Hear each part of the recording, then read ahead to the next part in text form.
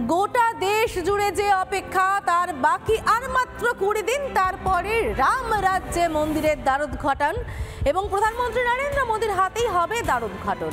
যে মন্দিরের সূচনা হয়েছিল 2020 অগস্টে প্রধানমন্ত্রীর হাত ধরেই, সেই মন্দিরেরই দ্বারোদ্ঘাটন হবে 22শে জানুয়ারি প্রধানমন্ত্রী নরেন্দ্র মোদীর হাতে। এবং তার জন্য গোটা অযোধ্যা সেজে উঠেছে। অযোধ্যায় রামলালার ঘর, রামলালার আবাসস্থল, তার দরজা খুলে যাবে এবং যে কারণে এই মুহূর্তে গোটা অযোধ্যা সেজে উঠেছে বিভিন্ন রকম ভাবে, যার ছবি লাগাতার আমাদের কাছে তুলে ধরছেন আমাদের প্রতিনিধিরা, তুলে ধরছেন আমাদের প্রতিনিধি পৌলমী আমাদের সঙ্গে সরাসরি রয়েছেন অযোধ্যা থেকে। লাগাতার পৌলমী অযোধ্যার সেই ছবি তুলে ধরছেন, অযোধ্যার উৎসাহ উদ্দীপনা, বিভিন্ন যে শিল্প কাজ বারবার উঠে আসছে সামনে, সেই ছবি আমাদের কাছে পৌলমী তুলে ধরছে। পৌলমী এই মুহূর্তে আমার সঙ্গে সরাসরি অযোধ্যা থেকে রয়েছে। পৌলমী, অযোধ্যা নিয়ে তুমি লাগাতার নানান ছবি তুলে ধরছো এবং সেই সব ছবি তোমার মাধ্যমে দর্শকেরা যারা যেতে পারছেন না অযোধ্যায়, তারা সাক্ষী থাকছেন বাড়িতে বসে। আজ এই মুহূর্তে তুমি ঠিক কোথায় আছো এবং কিভাবে দেখতে পাচ্ছ অযোধ্যাকে রামলালার অপেক্ষা করতে? একদম সমাদৃতা, আমি এই মুহূর্তে যে জায়গাটাতে রয়েছি সেই জায়গাটা হচ্ছে একেবারে সরজু নদীর তটে, মানে সরজু নদীর পাড়ে রয়েছি আমি। তোমাকে এমন একটা জিনিস দেখাবো তাতে তোমার সত্যি খানিকটা ভাবতে ইচ্ছে করবে যে অযোধ্যা কতখানি বদলে গিয়েছে। কেননা একমাত্র বাংলা চ্যানেল হিসেবে রিপাবলিক বাংলা পৌঁছে গিয়েছে এই অযোধ্যা ভূমিতে, রাম জন্মভূমিতে। রামলালার প্রাণ প্রতিষ্ঠার জন্য সেজে উঠছে গোটা অযোধ্যা, আর সেই কারণে তৈরি হচ্ছে টেন্ট সিটি। দেখাবো সেই টেন্ট সিটি অর্থাৎ তাবর শহর।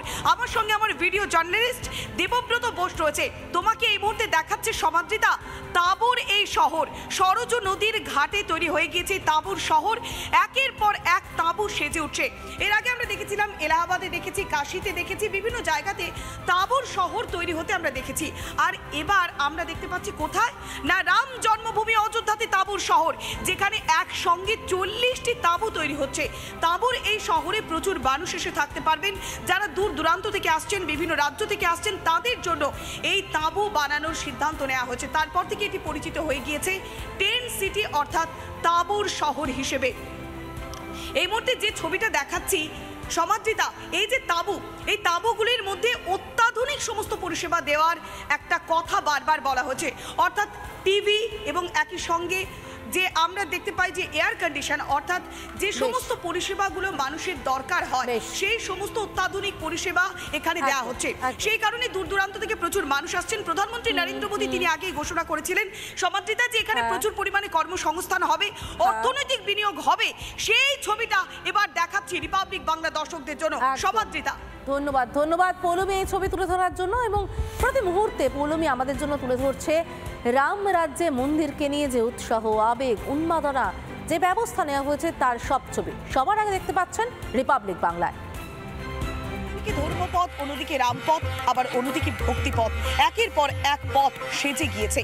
काफी डेवलपमेंट दिख रहा है और रोड्स वगैरह भी मैं देख रहा हूँ काफी चौड़े हो गए हैं, पुलिस व्यवस्था भी काफी अच्छी हो गई है। भाई कारोबार कैसे चल रहा है आप लोगों का? थोड़ी देर रुक जाए आप। कारोबार बढ़ रहा है? बहुत ज्यादा बढ़ रहा है।